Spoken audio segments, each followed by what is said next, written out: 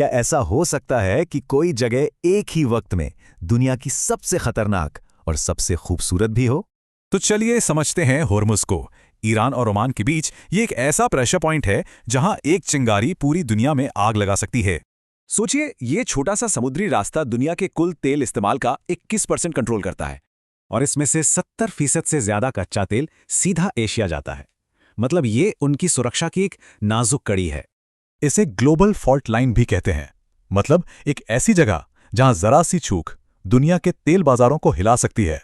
पर सवाल यह है कि यहां इतना तनाव है क्यों? जवाब छिपा है इसकी ज्योग्राफी में। आइए देखते हैं।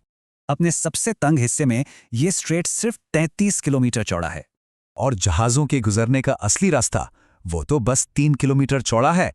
इस मिलिट्री चेसबोर्ड पर ईरान और ओमान के रोल बिल्कुल अलग हैं, एकदम आमने सामने। पूरा इलाका खतरनाक हथियारों से भरा है। तेज नावें, कोस्टल मिसाइलें, खतरा यहां हर पल महसूस होता है। यहां से गुजरने वाले सेलर्स बताते हैं, ऐसा लगता है जैसे दोनों तरफ से बंदूकें उन पर तनी हुई हैं। लेकिन क्या इसकी कहानी सिर्फ तनाव और लड़ाई की है या कुछ और भी है? चलिए अब हॉर्मुज की उस दुनिया को देखते हैं जो हेडलाइंस में नहीं आती। जैसे हुर्मुज आइलैंड की ये रेनबो वैली, लगता है कुदरत ने खुद इन पहाड़ियों को रंगों से भर दिया है। और इसी आइलैंड के अंदर छिपी हैं नमक की गुफाएं। रोशनी पड़ते ही ये किसी भूल भुलैया की तरह चमक उठती हैं।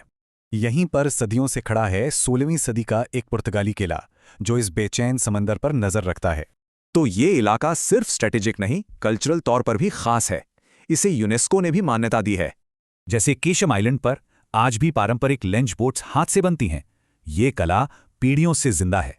अब दूसरी तरफ ओमान में है मुसंदम पेनिनसुला। यहाँ पहाड़ सीधे समंदर में उतरते हैं। इन्हें अरब के फ्यॉर्ड्स कहते हैं।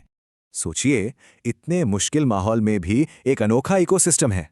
अरेबियन ताहर और इजिप्शियन वल्चर जैसे जीव यहीं रहते हैं। और यही कुम्जा जैसे गांव भी हैं जहां सिर्फ नाव से पहुंच सकते हैं। यहां आज भी एक दुर्लभ भाषा जिंदा है। और यही बात हमें होर्मुज के सबसे बड़े पैराडॉक्स पर लाती है। मतलब दुनिया के सबसे तनाव भरे समुद्री रास्ते पर भी कुदरत खामोशी से अपनी खूबसूरती बिखेर रही है।